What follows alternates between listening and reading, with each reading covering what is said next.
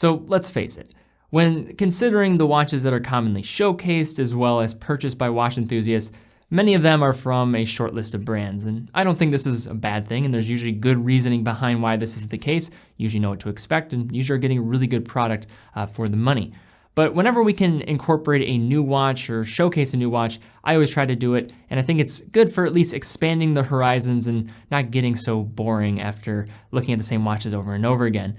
And today we're going to be looking at a watch that matches that theme from a really solid Swiss manufacturer with the Formex Essence.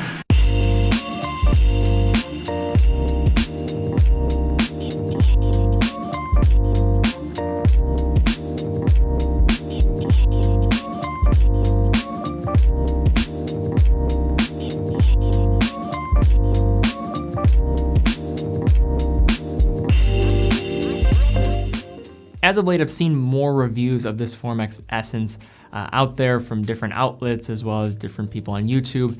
So I wanted to take a little bit of a closer look myself and offer my thoughts, but not to spoil so much up front, but I think this is a really intriguing watch that I thought made a lot of sense to cover. And before we get too far into this, there's a bunch of different watches to choose from in terms of this Essence line. I'm mostly gonna be looking at this COSC certified, this blue dial variant here. But just kind of keep that in mind. They have non-COSC versions as well as different case materials to choose from. So first, a bit of backstory about this brand. The brand develops all their watches in Switzerland, as mentioned, and are also based in Biel, Switzerland, the home of Omega. In other words, really right in the center of watchmaking in Switzerland. However, despite the increased waves in enthusiast circles in the past couple of years, the brand has been around for 20 years, being founded back in 1999, and to this day offers a variety of watches with motorsport themes that can easily be felt within their lineup, as the Essence is actually one of their more dressier offerings, for lack of a better term here, in terms of their entire catalog. But for an enthusiast, I think the watch walks the line of casual and dressy, and probably is the model that is best suited to be viable for a variety of wrists out there on the market. So first, looking at this watch, we have a case size of 43 millimeters, thickness of 10.6 millimeters, lug to lug of 50 millimeters at the farthest out point, lug width of 22 millimeters. Within this watch, we have a COSC certified Sellita SW200, water resistance of 100 meters. And for the crystal, we have a sapphire crystal on the front with AR coating, as well as a sapphire crystal on the back. Starting with this watch on the wrist, a couple notable points to start are where we have a bit of a unique case experience when factoring in the watch's complete dimensions. The case size of 43 millimeters is certainly felt on the wrist, especially for a smaller wrist guy like myself, but has a rather modest lug to lug for its size at 50 millimeters at the farthest out point, but wears even smaller than that given the heavy slant with the lug edges that make the Essence wear closer to say 48 or 49 millimeters lug to lug. Also working in the watch's favor, and to point to a unique wearing experience, is rather the thin 10.6 millimeter case, which is assisted greatly by the flat case back here. And for context here, that's a full millimeter thinner than that of the Rolex Datejust. And I have been seeing some rumblings, or mostly just requests, of the Essence to have smaller case sizes, so potentially we might see that in the future.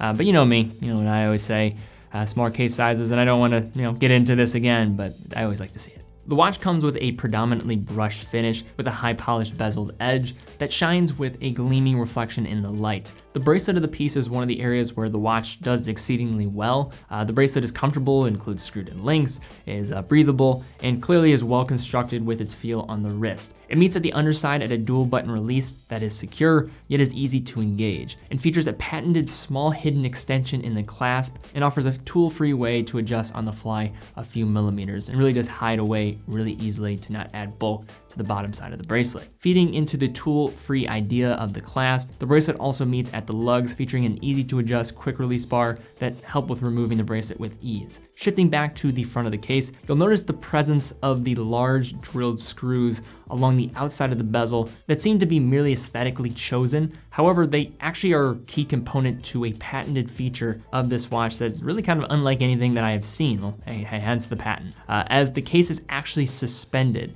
As if pressure is applied to the case back of this watch, the inner central part of the case will slide slide within the outside steel membrane of the case. The feature helps provide a nice bit of give for the wrist when bending, when the watch is strapped on, and is also said to assist in protecting the contained movement from shock, which I think is just a cool touch of detail in this piece, despite maybe not being a selling point. Helps show the attention present here in making this watch more than just, say, a traditional independent.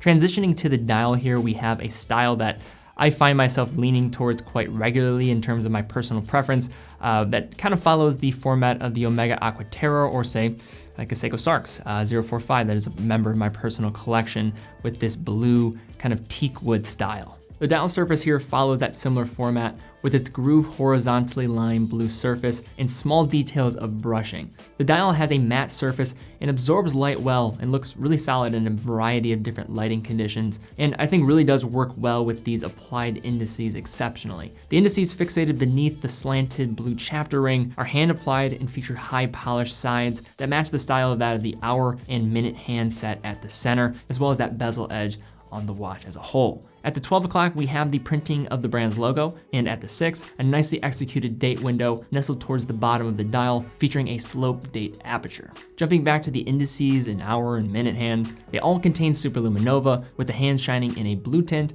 Flipping this watch over, we have a COSC certified movement in here, the Sellita SW200. So the SW200 is seen quite frequently, but the one residing within this watch is not the basic Sellita, as this one, being chronometer graded, gets some nice touch-ups with the hollowed out rotor, perlaged finishing, and nice thermally blued screws. But most importantly here, we have a COSC certified caliber. And I think this is a good example of a COSC certification really helping to provide added reasoning and support to the Essence solid construction throughout, as the COSC certification is not biased to any brand and is a good baseline for understanding the quality standards for at least developing the movements and testing them at different positions. And just to mention this important point again, there are non-COSC versions available of this watch, which will make the Essence a few $100s more affordable. But looking at the movement, we have a 28,800 vibrations per hour, or 4 Hertz, has 26 joules, is hackable and hand winding, has a power reserve of 38 hours, and again is COSC certified, with this one running close to 1 second a day with accuracy. So whenever reviewing a micro brand or independent brand, I always think it's in the brand's best interest, and I always try to express this, that you probably want to be able to deliver more than what is expected from, say, some of the bigger players, because you don't have the fallback of heritage. You don't have the brand reputation to maybe match that. But with looking at this Formex Essence, I think there are some intriguing things here that allow this watch to be, despite being in a very competitive price bracket around $1,000, I think an interesting one to at least know about and maybe take a look at. As when you're factoring in the nicely finished case, a nice bracelet, cool details with the bracelet adjustment and case suspension, and getting the safety that comes with knowing that you have a COSC certified caliber within, for roughly around $1,000, around $1,200 with a bracelet, I think you're at least getting a compelling choice for someone that's looking for a versatile watch that might be fatigued with the many frequented brands explored by enthusiasts. And then I think for that type of buyer, this should actually be on a short list, and is definitely in the same category as, I would say, like the Manta Atlas that I reviewed earlier this year, and a brand and watch that I came out and said is the best micro brand that I had yet to review on the channel. So the fact that this is in that company, I think provides all that really needs to be said here. So guys, I'd love to see, what do you think of this Formex Essence? Leave comments down below.